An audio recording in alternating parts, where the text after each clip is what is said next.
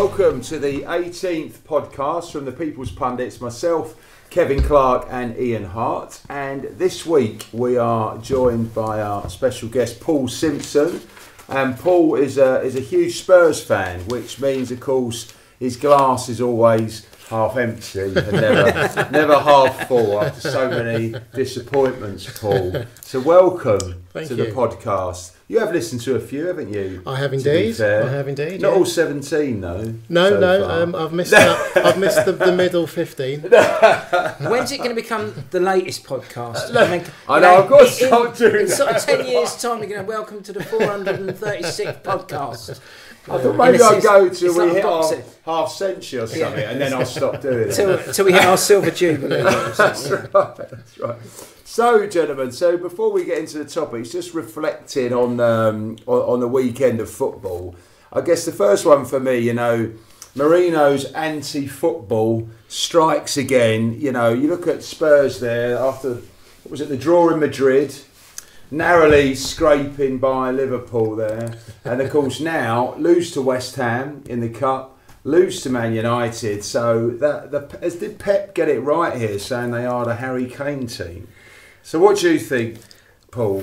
Well, I've got to be as a Spurs fan, first of all. I thought it was a little bit harsh, whether it was tongue in cheek, whether it was a bit of mind games from Pep. I wasn't 100% sure. Who will know? But this season, I think Harry, after a dismal August, I can't really argue with what Pep's saying. But ultimately, Harry puts the ball in the net. But the team gel, the team are the winners here. It's not about Harry Kane. So. We'll see. I mean, if Harry scores 30... You'll put it down to a bad week at the office, are you? Nothing to do with Harry Kane, the two defeats. I don't think Harry would have played in the West Ham game anyway, to be fair. I think if he played at the weekend, we would have had a much better chance. We would have been more direct, but it is what it is, We'll see where we are at the end of the season. What do you think, Harty? Do you think they're a one-man team? No, I think it's a little bit harsh. I mean, when Clive Allen scored all those goals in 84, 85, I think it was something like 49. They weren't a one-man team then. I'm going to ask Paul a direct question. Did you want to win the League Cup?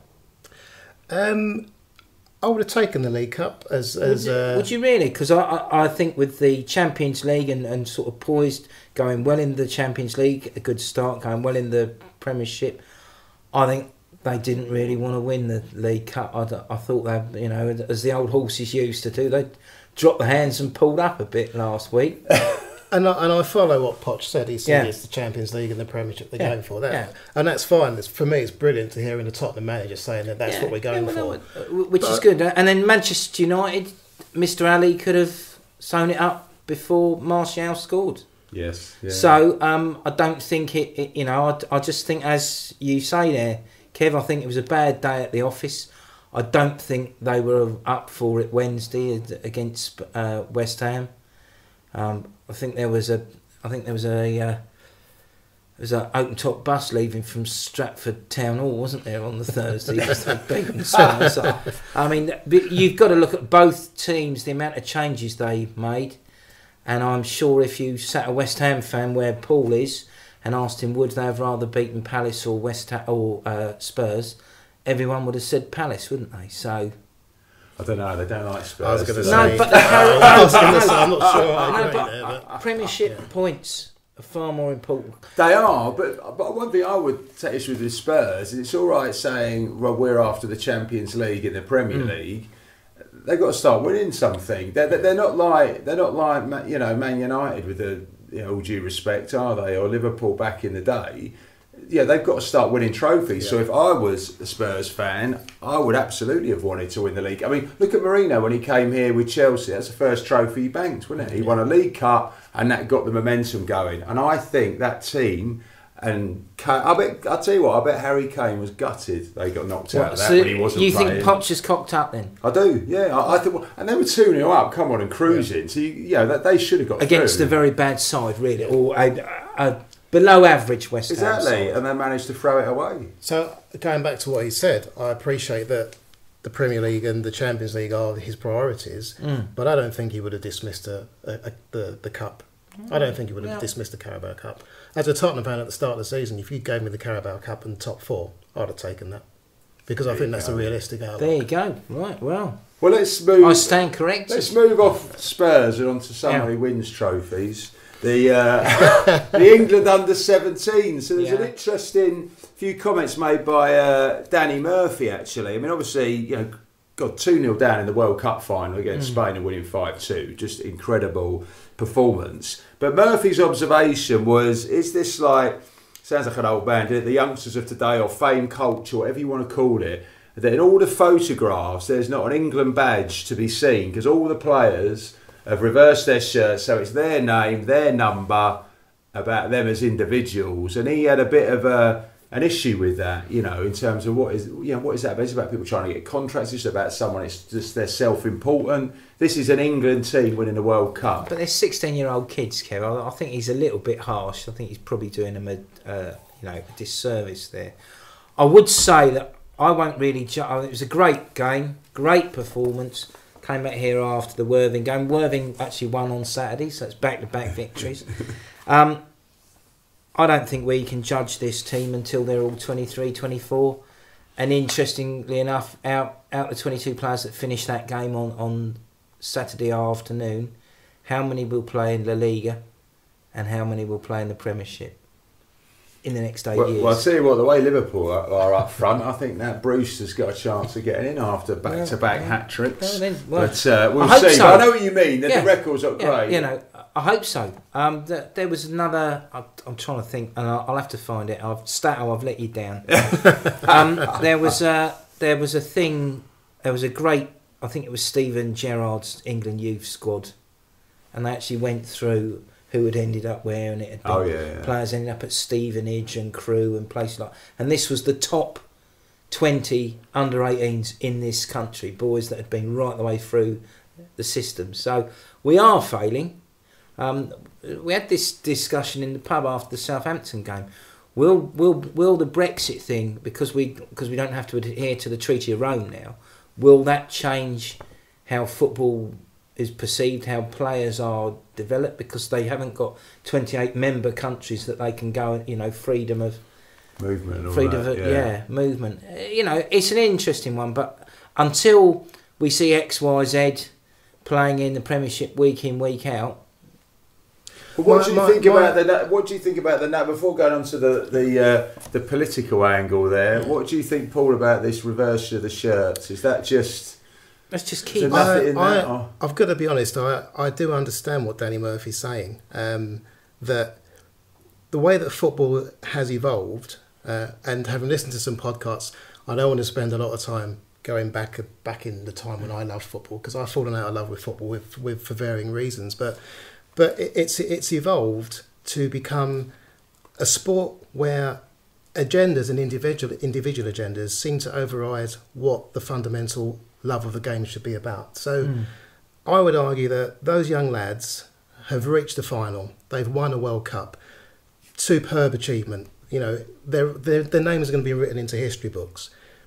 But I see this as an opportunity where individuals have chosen to mark the occasion with their own agendas, rather than celebrating the fact that as a group they've come together and achieved something which no other team has achieved for so many years. They've chosen to mark it with the look at me scenario. And that's the way that I view that, because I view that from a social perspective rather than a sport.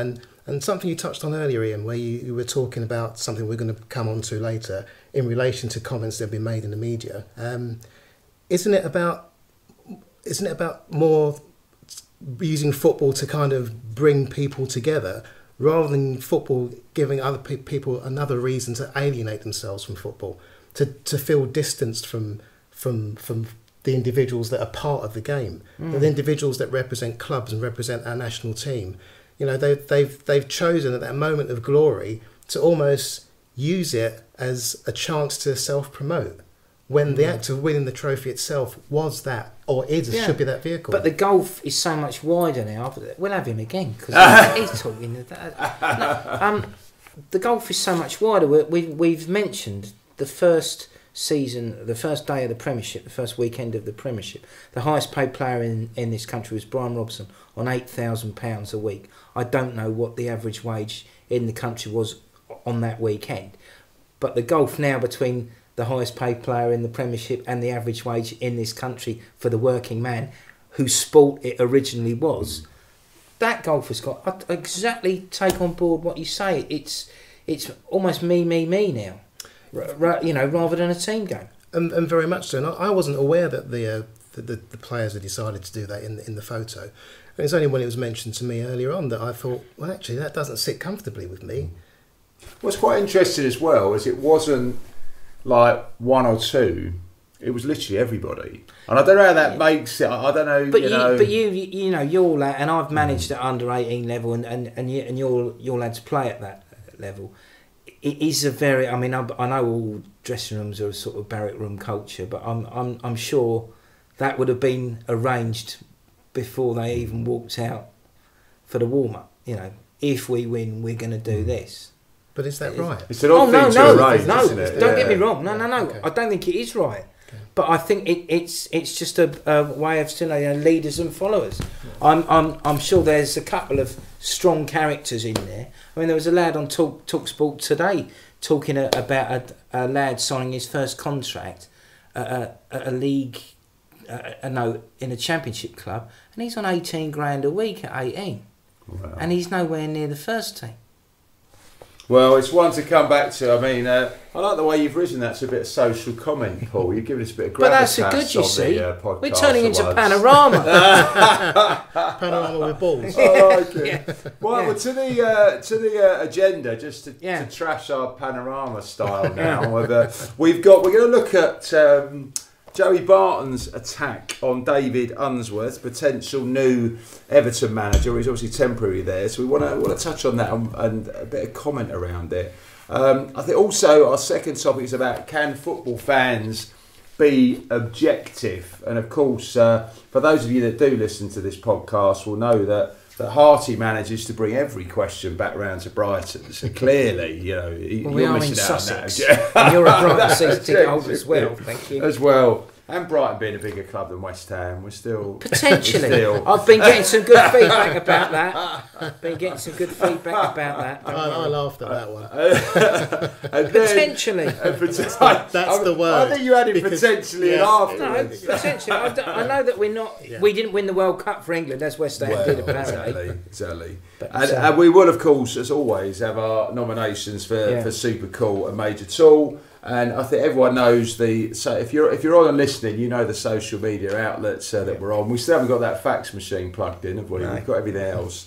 But so let's start off with Barton and the Unsworth attack. I mean, just before you guys comment, just a couple of quotes from Joey Barton there about Unsworth. He said he's a glorified PE teacher who shouldn't be in charge of a men's team. Look at him on the touchline, he's more like a steward. I watched him waddling onto the coach. How can you get players to exert themselves physically when you're out of shape? And basically he said he's a firm believer that teams reflect their manager, and that's what Everton did that day, losing to Leicester, and that they were sloppy. So, Mr. Hart, what's your take on Joey Barton's comments there? I was never a big fan of Joey Barton's. Had he been playing still, that wouldn't have stopped me wanting Brighton to have signed him, because I think he does a job. But from the days of him stubbing out cigars on players' cheeks or whatever, and we had that when we played Burnley a couple of years ago, didn't he, where he got away with a stamp. But I think I listened to him as I was driving to work the other day, and this has reached new lows. In a culture where we're constantly being told about cyberbullying and bullying, I just imagine, be it Cheryl Cole or someone of that ilk, a sylph-like singer, Kylie Minogue or someone like that, having a go at Adele because she's fat, because that's what it basically is. There'd be an absolute furore. I think it's ultimately disrespectful. It is, to coin a phrase, bringing the game into disrepute. I know everybody's got the right to an opinion, but I think it's wrong. It's obviously tabloid radio, which is TalkSport, what TalkSport is now. They're owned by the Sun and the Sky and everything like that, and I think it's shocking. And the most important thing, which is almost a shining beacon for kids everywhere is David Unsworth saying, I don't really care what he thinks. One sentence, full stop. Don't get into I'm sure words will be exchanged when they eventually meet, but I think it's ultimately might not be just words. Disrespectful. But to say he's a glorified PE teacher, well, one, that's insulting to PE teachers. I think that's disgraceful. What, you think most of them are in better shape? No. And what he does is they've done very well at the Everton under-23 academy, haven't they? Unsworth has done I'm not saying he's up for the job. I don't think he's going to get it. But he's had to step up to the plate because of what's happened. There's been a number of, down the years, number of caretaker managers, people like that, all up and down the country, all 92 clubs, they've all at one time had a caretaker manager. They've just stepped in to the breach just to steady their ship. I think what he said was disrespectful, and if the football authorities had a bit of balls, they would do him for it. And what do you think, Paul? What's your take on his comments? I mean, his comments really don't really touch on anything related to Unsworth's ability as a coach. It just smacks to me of someone who has an axe to grind with an individual and has chosen at the first opportunity to voice that opinion. But he's not even tried to hide the fact that he doesn't like David Unsworth. He's actually just come out, and everything that he said in that statement basically says that I've never liked David Unsworth. I've never rated him. I rate him even less now, and he's put on a bit of weight. That was the way that he's addressed. He even criticised him as a player. He said I used to watch him as an Evertonian. He's the most immobile left back I've ever seen. He's not a manager. He doesn't look like one. And I used to call him Chipper Unsworth because he used to chip it and lose it every time. So he's even criticised him as a player. So there's definitely an agenda there. This is what I touched on this earlier, that it gave Joey Barton the vehicle to express that view. But that view is about someone who has an agenda against somebody else. But he has basically fat shamed. Yeah, and that's I'll throw one in there though. What do you think? Is there, beneath all of that, at this point about, as a manager, there you are, you'll be dishing out all your nutrition plans and diet, what those players have got to eat that week, how they've got to train, how they've got to live their life, and that'll all be coming from that. That's all part of a successful football team these days. Mm-hmm. And is there a point within that says you'll have someone preaching all of that, and there he is walking in, who's clearly not adhering to that type of lifestyle? It's like, do as I say, not as I do. But David Unsworth isn't trying to still tell people that he's a professional footballer. So my argument would be that David Unsworth has been a professional footballer, and he may well have adhered to those same principles. But to give you a very silly example, I went to the doctor to get some antibiotics, and I was weighed. I was weighed by a doctor that was clearly over 20 stone, who told me that I was obese at just under 16 stone. Now I'm sat there gobsmacked because you weren't even going for the average.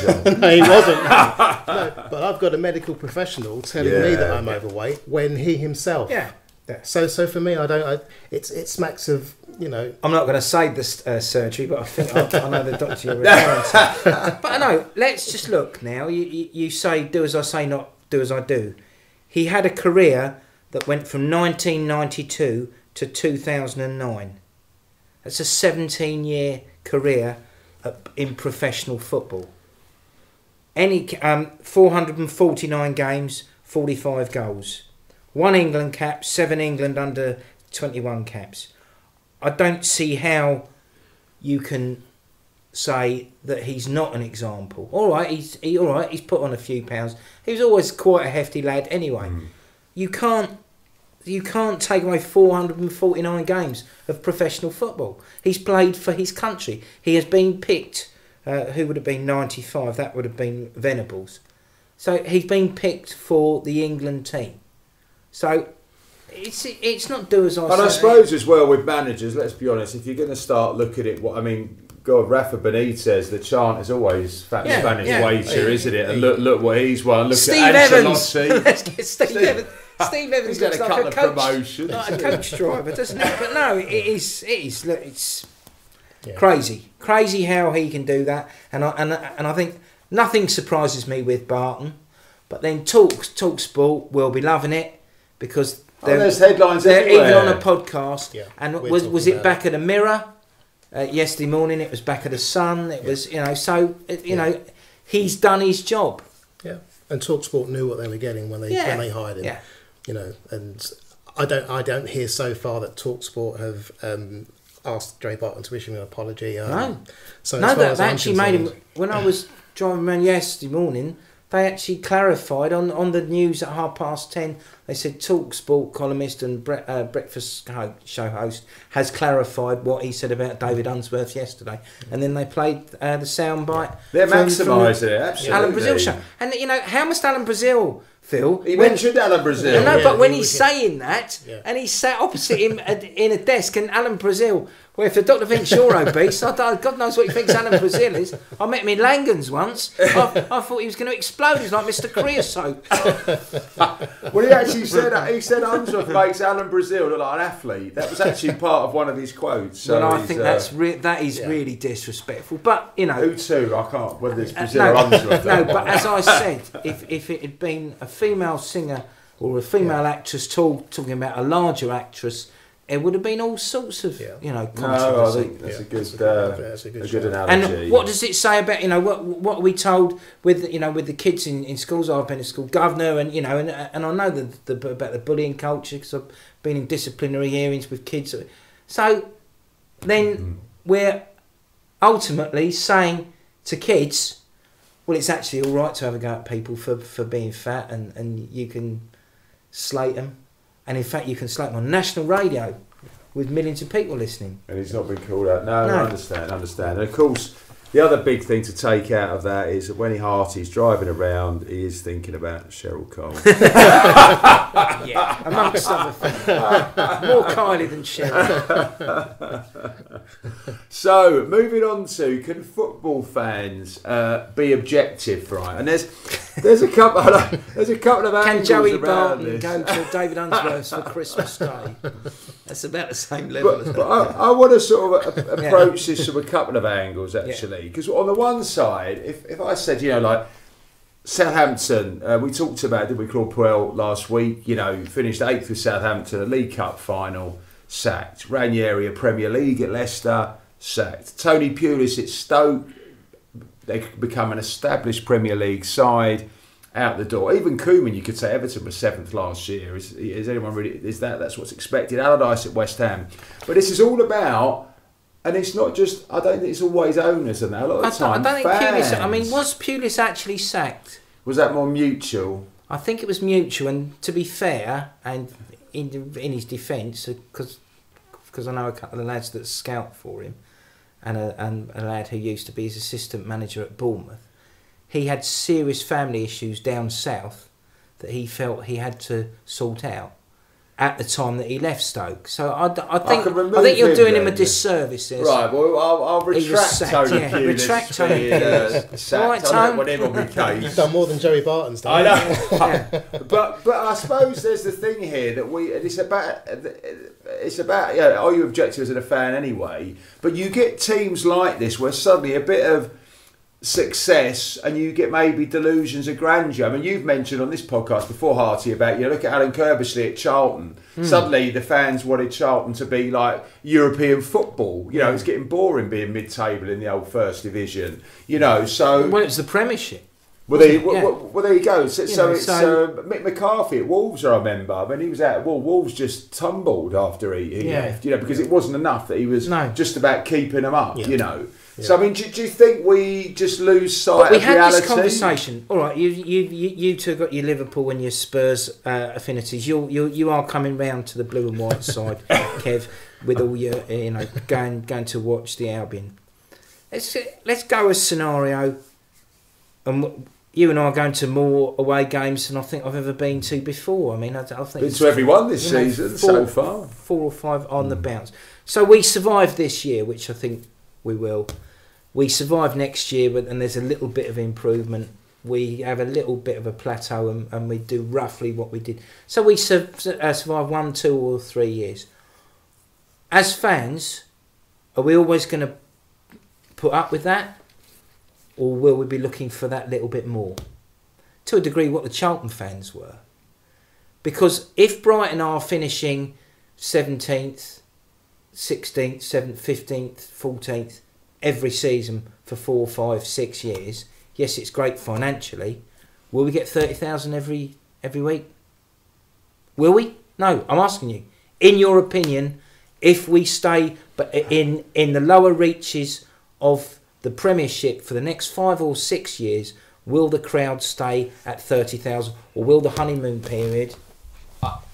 I think there's a risk on the honeymoon period, but I also think Brighton, I mean, I won't say it's unique, but I think there's a lot of fans who aren't able to get tickets to games now. So I think you'd have a second wave, because they still be in the Premier League. You'd have a wave of fans who haven't seen, and they want to go and see Man United, Liverpool. Objectively, I think, as a neutral, what do you think? I think that as a fan, if I were a Brighton fan in that scenario, I would still want to be going, but I'd also want to have a clear understanding from the club where my continued loyal support, where is that going to go? Where does the club see that going? This is another argument, Paul, because we're not supporters anymore, we're customers. Customers, precisely.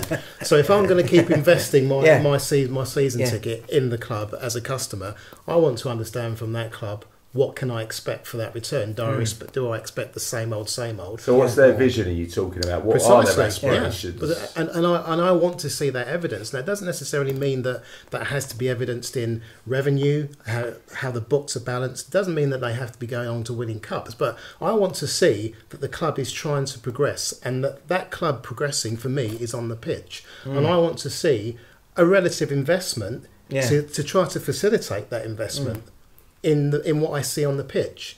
Because but if they plod for 4 or 5 years, do you think the crowds will remain there, or do you think, that people that you're asking, the questions that you're asking now, if people are seeing same old season 4 and 5, do you think they're going to go, well, actually, I'm going to do something else on a Saturday afternoon or a Sunday afternoon? I think Brighton could continue pulling in 30,000 a week. The one thing would be how much of the season ticket price is going to increase by if they are establishing themselves in the Premiership. That may well deter the first wave and the second wave. So I would argue that there are many more factors which would need to be determined for that to happen. It depends on the respect that the club shows its supporters to determine whether that will happen, because otherwise the club becomes the baby of the corporate fan. They'll be pandering to more corporate fans than they are the fan base that they have. So I think it's possible, but as I say, I think the club has to give each fan, and not just Brighton, I think the club has to show its fans. As a Spurs fan then, are you pleased, clearly pleased with the new stadium? But as a Spurs fan, and you were saying about being objective, do you concede that at some point in contract negotiations Spurs have got to start paying the going rate? Oh, without a doubt.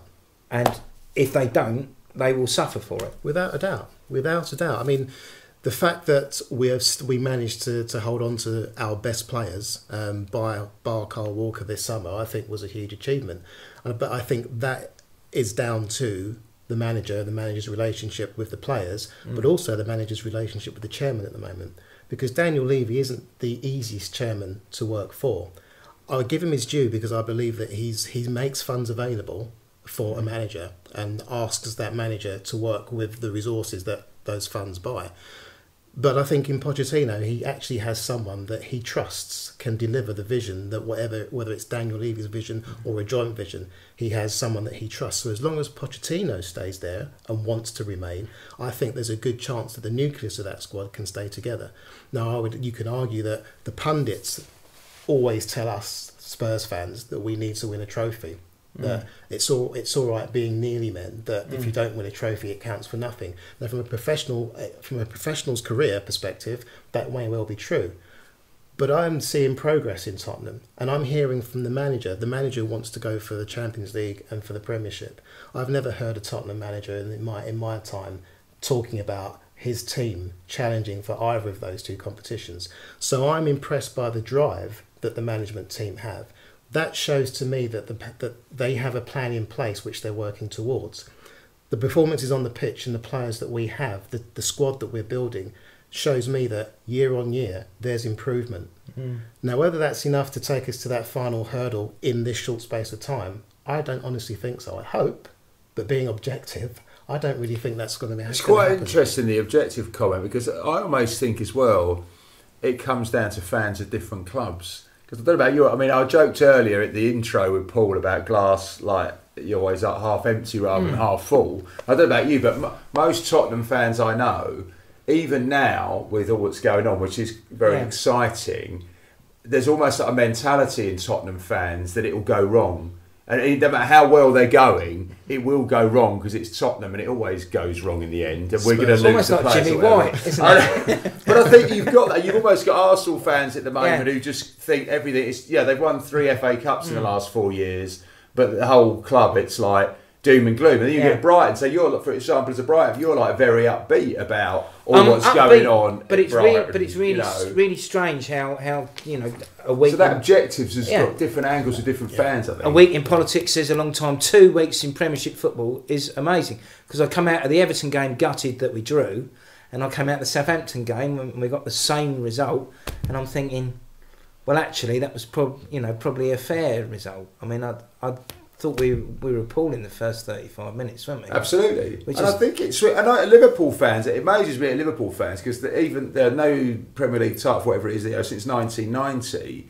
And got the amount of times that the new manager is it's a classic. Liverpool fans always like that. He's the new Shankly. Brendan Rodgers called the new Shankly when I was at a game. You know what he's doing. Rafa was it. It's Klopp now, and there's almost like the Liverpool fan mentality. I know I'm general, but it's almost like a dreamer. It's like every time this is the one who's going to deliver it. And it's funny, the cultures of different clubs. Are Liverpool fans to a degree fans living in the past? Well, I think with one eye on the future, if you get my drift. I think that I'm not sure they're living in the past anymore. I think there's. I think dreamers is the thing. They always have like a big banner is Dare to Dream. That they want to be back where they were, of course. Yeah. And the Dare to Dream bit is that I don't think there's a. You were just very articulate, Paul, about the club and how it's being run and a vision and all that stuff.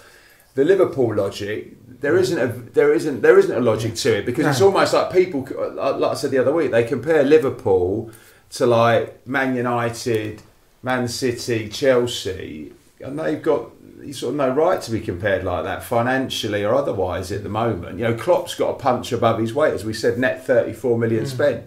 The only other team up there doing that are Spurs. Pochettino's net spend really low, compared to a City or a United or a Chelsea. So I think it's interesting, different fans. Yeah. Objective, as I think you're right, Hartsey. The more you build up the Charlton example, like you saying at Brighton, and you could say that, you could say that for Newcastle, Huddersfield, whatever. The more you stay in the division, the more staying in the division, that's not good enough anymore. Yeah. No. We want something else. I've always said the hardest job in football in this country, for travelling up and down, it's got to be the Nottingham Forest manager. Because you've got a bloody statue of Brian Clough outside, and you've got a press room where all your press conferences are, which is the walls are plastered with both European Cup wins.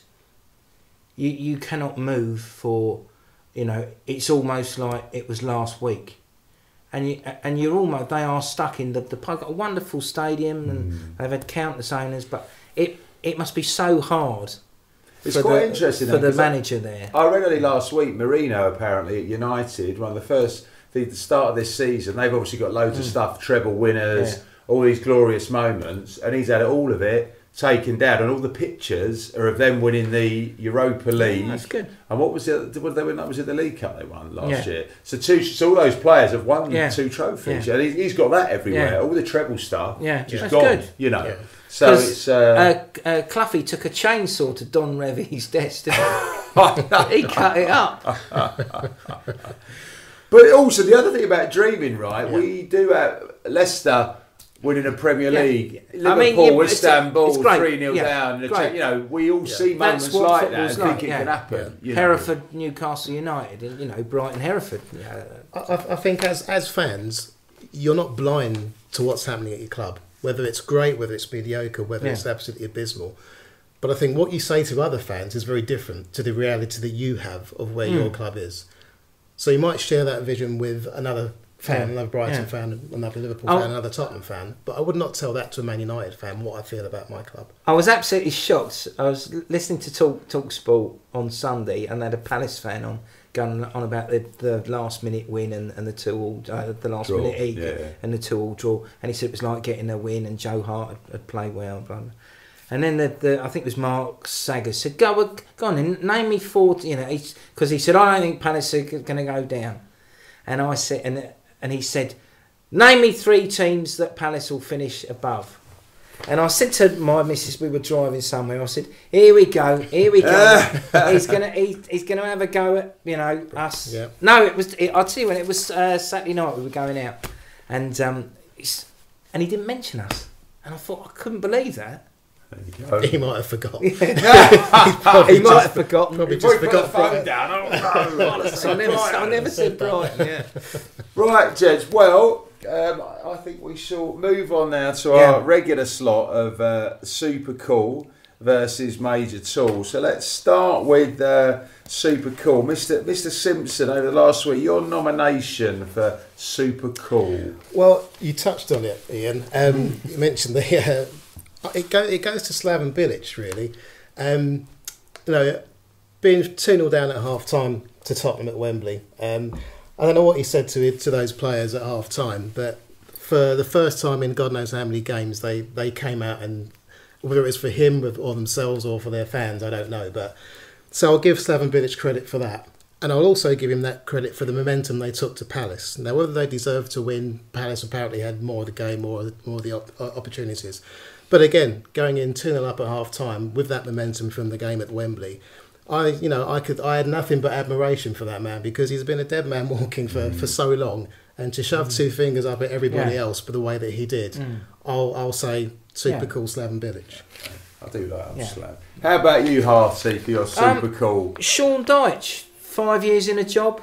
I hope he doesn't go to Everton. I think what he's doing at Burnley is good, and I think again, when will the Burnley fans be saying, well, as we touched on before, we're the 16th richest club in the world.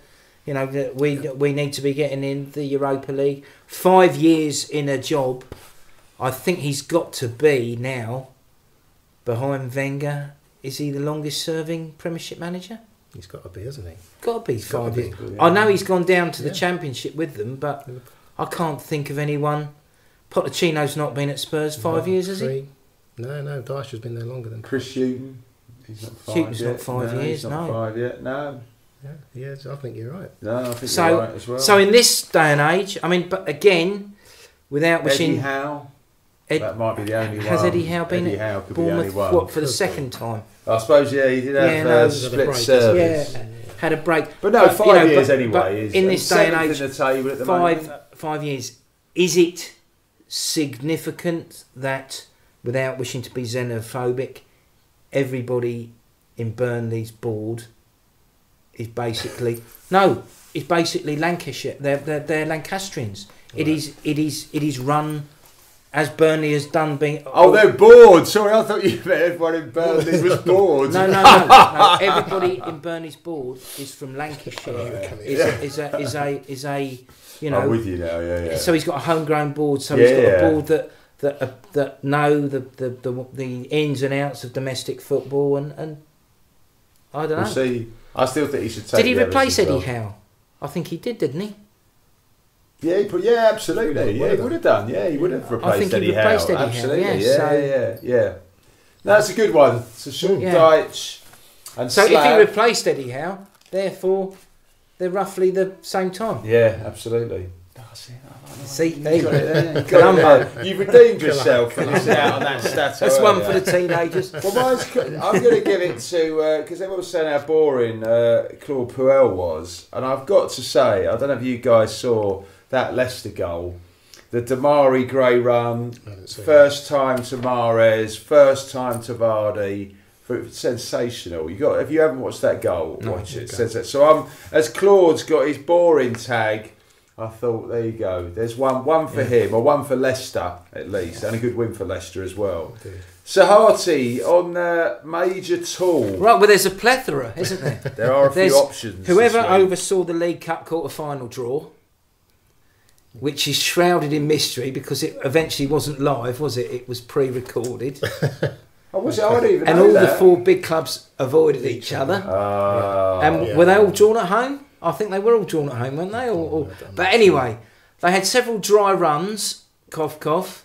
So they've got to be there. Troy Deeney, a gouge, which if he'd done Joe Allen, didn't he? which if he'd done in a pub car park, he would have actually been charged with. So Barton's got to be up there, but I probably think with the mass appeal of the Premiership, it's got to be Deeney. I think it's a bad example to all the youngsters playing on the Sunday. It is assault what he's done, isn't it? Really? Sure, didn't he? It did look quite amusing in the sense of the size of little Joe Allen there, as he had it. I think that he looked almost embarrassed to be doing it, but yeah. Yeah. No, And how about you, Paul? Again, it's related to the Palace West Ham game. The only thing that stopped Slaven Bilic from having 2 tremendous away wins was Michael Antonio's decision to rather than What was he playing? Because there was no one in the middle. There was.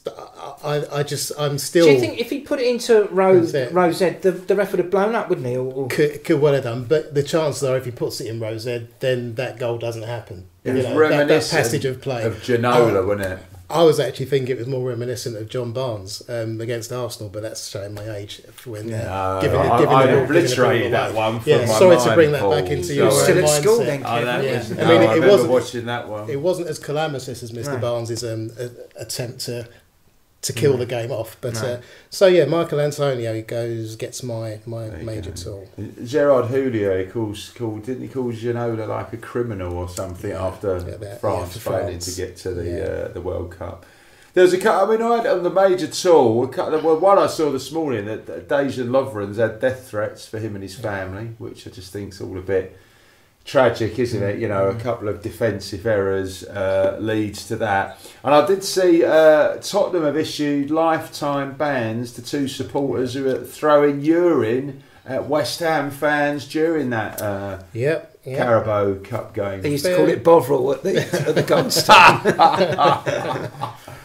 Was that just the draft beer was poor at Wembley? Fair play to Tottenham. And they've got a captive audience. They know they can kick those 2 out, make an example, and know that someone will be sitting in their seat in a week's time with their next game. So hopefully a dry seat. They've done what they can. They've done what and rather quickly as well. So So there we go. So we've had it all. We've had social comment. We've had Brexit. We've had politics. The footy. So thank you, Paul. We've had Adele. We had Adele. Well, you speak for yourself, son. I think That's just a rumour. On that note, You could do a Kevin Spacey and say I don't remember it, but if I did, I apologise. No, mate, I said you giving us gravitas. Now look, you end on that comment. We've ended up in the gutter. Brilliant. I shall wrap it up there, Jen. No problem. Thank you very much, and thanks, Paul, for joining us. My pleasure. Cheers, Paul. Good Cheers. fun.